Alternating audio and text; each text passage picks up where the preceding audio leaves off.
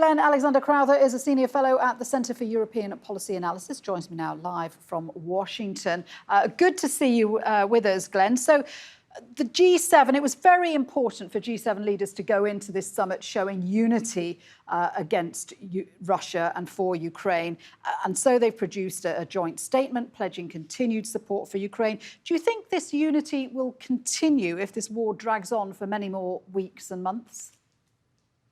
I believe so, yes, because the G7 is all about democracy and human rights, and democracy and human rights are both under significant amounts of pressure from the Russian Federation, especially in Ukraine. And so I see them sticking together for a while anyway.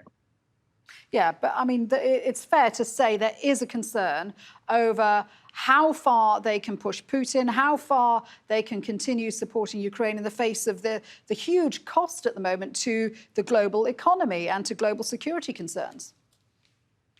Absolutely, but it's more than money. It's going to be tough when we hit winter later this year, because honestly, that's when the energy crisis is really going to bite.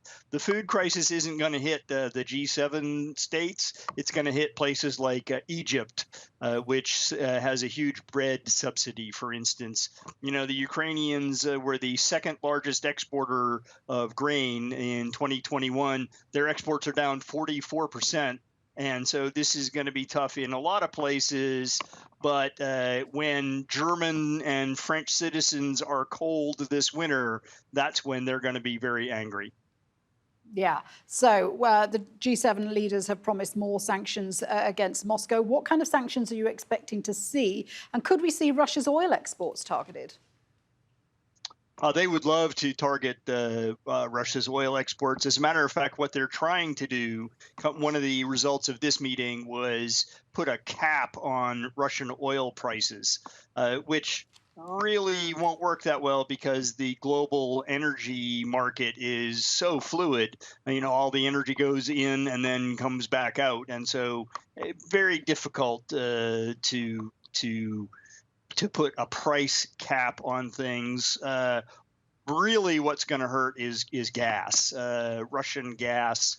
The Europeans are much more dependent on Russian gas than they are on Russian oil.